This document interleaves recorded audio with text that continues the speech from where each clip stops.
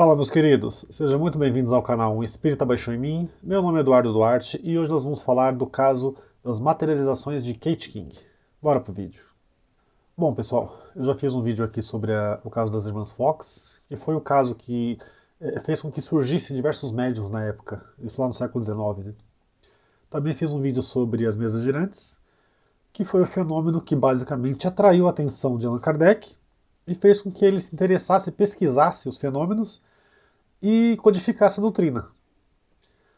Aí, seguindo a ordem cronológica, ali na mesma época, lá para a era vitoriana, né, século XIX, ali perto dos anos 1870, aconteceu um fenômeno muito interessante.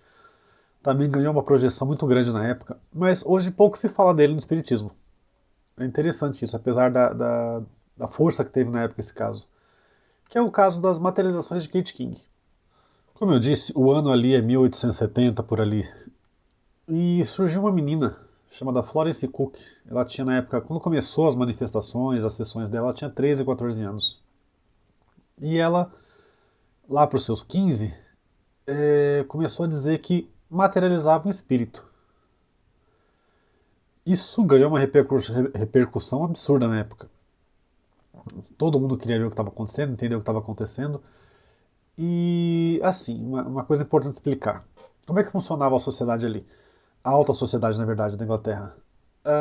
Não existia uma diferença de convivência, tá?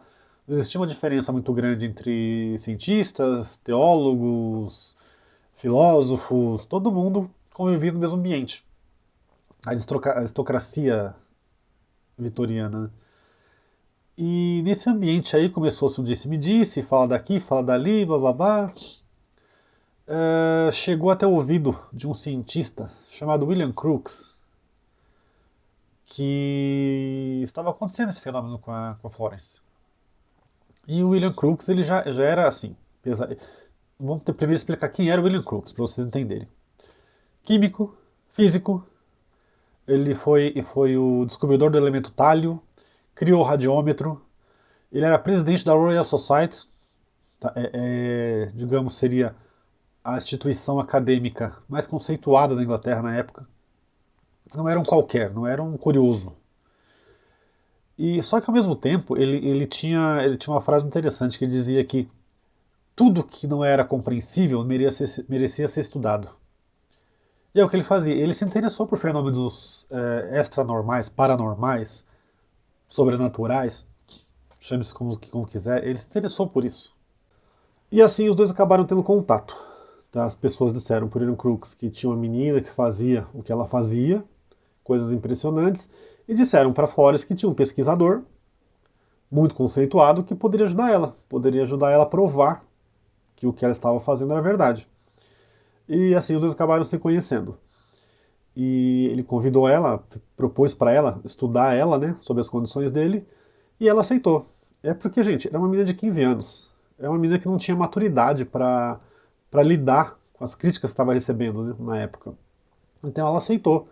E ele era um cientista super renomado, uma pessoa de muito conceito na sociedade. Para ela era um prato cheio. E dessa união surgiu uma das pesquisas mais impressionantes sobre materialização que tem notícia. William Crookes propôs para ela, tá, vamos fazer. Porém, vai ser do meu jeito, sob as minhas condições. E quais eram as condições do William Crookes? As sessões seriam na casa dele, ela teria que ir até a casa dele fazer as sessões. Ele reservou uma sala específica para isso. Essa sala só tinha a mobília necessária para a sessão, mais nada.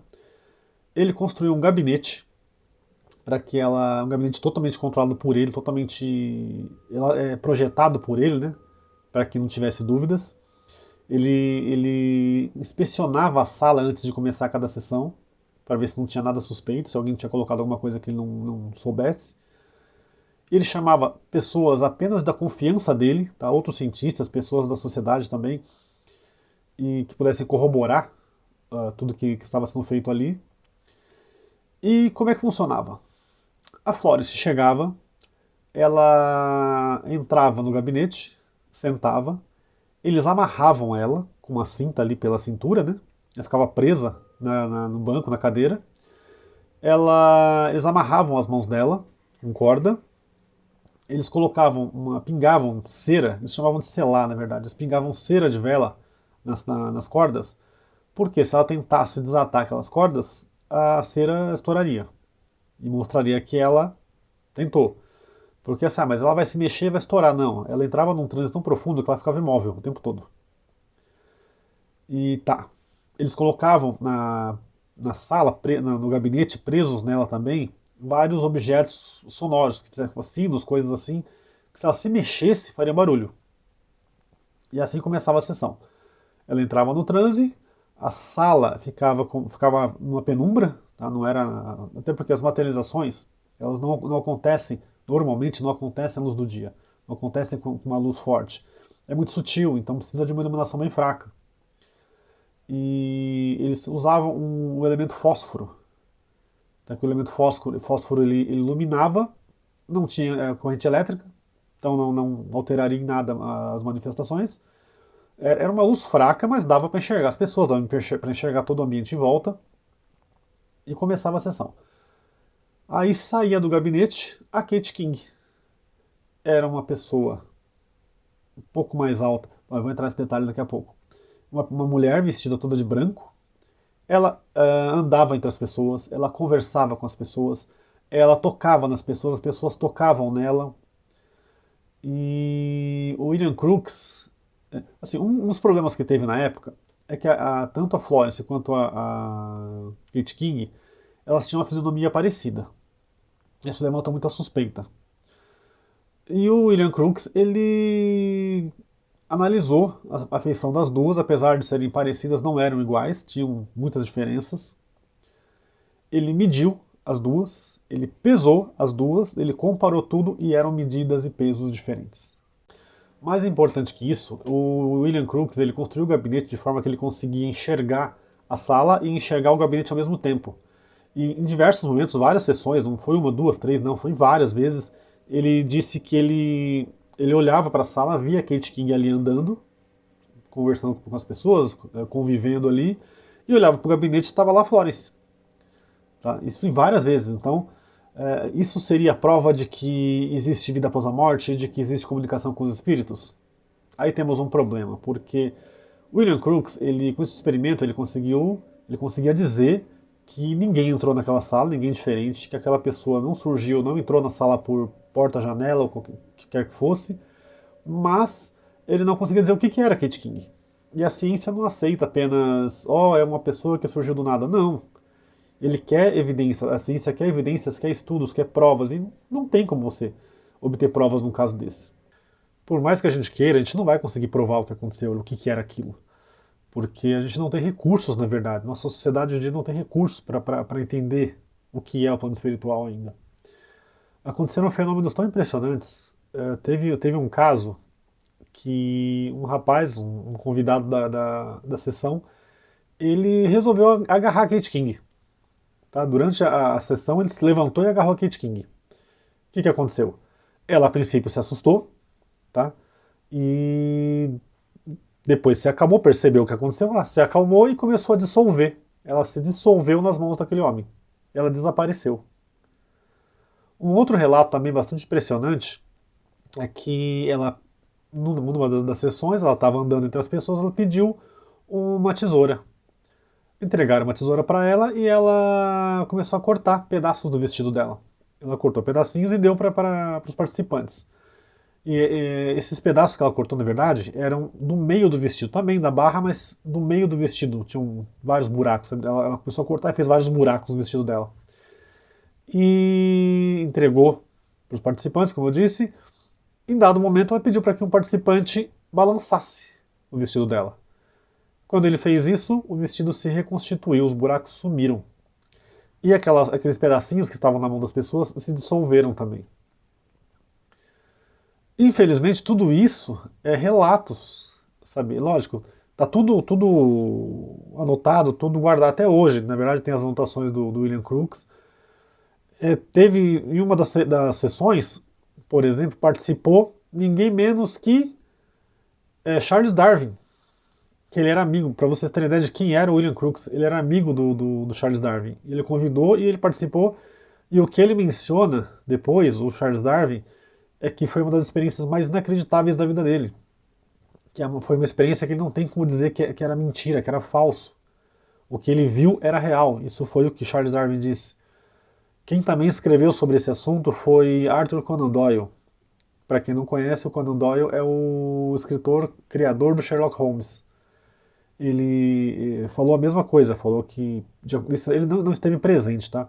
O Conan Doyle, mas ele pegou os estudos do Crookes e escreveu a respeito. Mencionou justamente isso, que os estudos dele por quem era William Crookes, sabe, pelo gabarito do William Crookes, ele atestava que aquilo era real também, o Conan Doyle.